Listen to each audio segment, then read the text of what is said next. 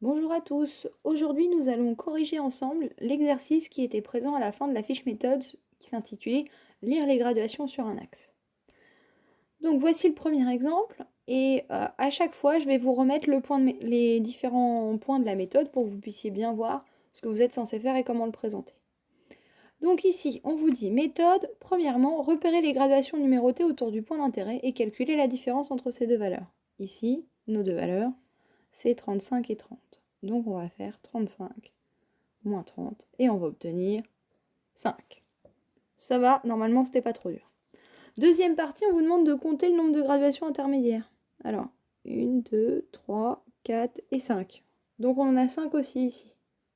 D'accord? Et ensuite, on vous demande de diviser la valeur obtenue en 1. Donc 5 par celle obtenue en 2. 5 aussi. Et du coup, qu'est-ce que ça veut dire ça? On va faire 5 divisé par 5. Et on obtient 1. Qu'est-ce que ça représente ce 1? Ça représente que le passage de là à là, ça vaut 1, puis de là à là, ça vaut 1, puis là à là 1, puis encore 1. Et du coup, on va vérifier que ça fonctionne. On part de 30, 31, 32, 33, 34 et 35. Ça fonctionne, on a fait le bon calcul. Maintenant, qu'est-ce qu'il nous reste à faire? Il nous reste à revoir donc la flèche ici qui nous intéresse, elle est là. Elle représente la troisième graduation après 30. Donc, quel calcul on doit faire? Dans ce cas-là, on fait 30 plus, d'accord, parce qu'on est au-dessus de 30, plus la valeur de cette gradation. Et ça, chaque graduation vaut 1, et là, il y en avait 3. Donc, 30 plus 1 fois 3. 1 fois 3, ça fait 3, ça fait 33. On n'oublie pas les priorités de calcul.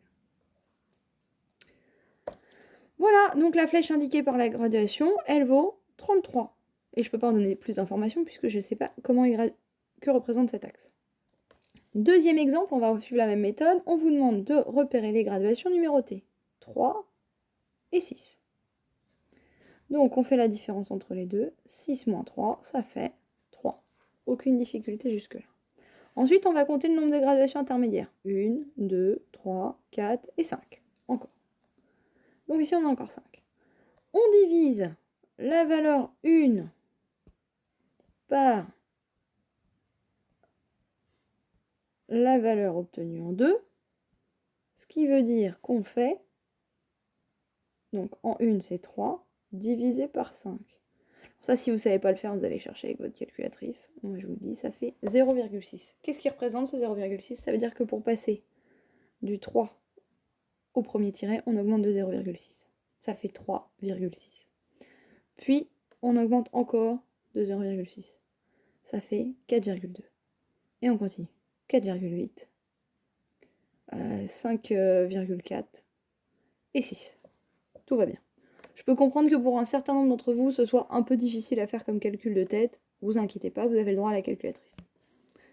Et donc, la flèche verte, elle indique la deuxième graduation après 3. Donc, il faut faire un calcul. Quel calcul on fait?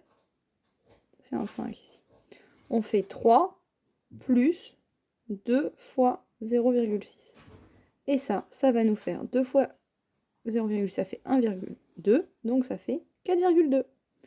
Voilà, je vous conseille de regarder plusieurs fois cette vidéo si vous êtes trompé quelque part. Et n'hésitez pas à me poser des questions dans les commentaires. Bonne fin de journée!